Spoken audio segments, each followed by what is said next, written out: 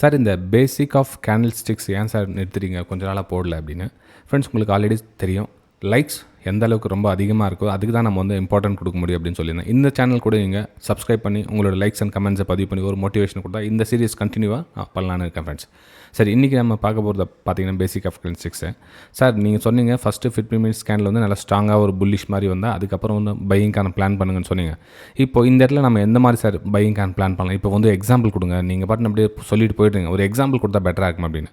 ஒன்றும் இல்லை ஃப்ரெண்ட்ஸ், இப்போ வந்து ஒரு புல்லிஷ் கேண்டில் இருக்குதுன்னு வச்சுக்கோங்க. இப்போ நெக்ஸ்ட் கேண்டில் வந்து ஒரு இந்த 50% விட மேலே ஒரு இந்த இதில் ரெட் கலர் கேண்டிலோ அல்லது ஒரு ஹேமர்லோ ஏதாச்சும் ஒரு கேண்டில் ஃபார்மேஷன் வச்சா நீங்கள் அகைன் வந்து ஒரு அப்சைடுக்கான ஒரு பிளான் பண்ணலாம். ஸ்டாப் லாஸ் மெயின் வந்து நம்ம ஸ்டாப் லாஸ் மேலே ஃபோக்கஸ் பண்ணணும்.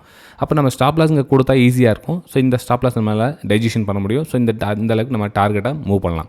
ஓகே, ஸோ அந்த காரணத்துக்காக தான் இந்த கேண்டில் வரலாம் நீங்கள் வந்து அப்சைடுக்கான பிளான் பண்ணுங்கள் அப்படின்னு. எப்போ கேண்டில் வந்து இதுக்கு கீழே க்ளோசிங் கொடுக்குதோ அதுக்கப்புறம் உங்களுடைய புது செட்டப்காக வெயிட் பண்ணுங்கள். இக்னோர் பண்ணுங்கள். இந்த இடத்துல எந்த ஒரு ட்ரேடும் பண்ணாதீங்க, வெயிட் பண்ணுங்கள். ஜஸ்ட்டு நம்ம இந்த 50%க்கு மேலே மட்டும் ஒரு அப்சைடுக்கான பிளான் பண்ணி ரெடியாக இருக்கணும். ஓகே, இப்போ ஃபார் எக்ஸாம்பிள் இந்த எந்த மாதிரி ஒரு கேண்டில் நெக்ஸ்ட்டு ஃபார்மேஷன் ஆகும் பாருங்க. இப்போ ரெட் கலர் கேண்டில் இப்போ இந்த இடத்துல வந்து அப்சைட் பிளான் பண்ணோம் அப்படின்னா நம்ம இந்த இடத்துல ஸ்டாப் லாஸ் போடணும். நம்ம டார்கெட் வந்து இந்த இடத்துல என்ன டார்கெட் பெரிய டார்கெட்டாக வைக்கணும். 1:2 1:3 வச்சா நம்ம டார்கெட்டை புக் பண்ணிட்டு வரலாம்.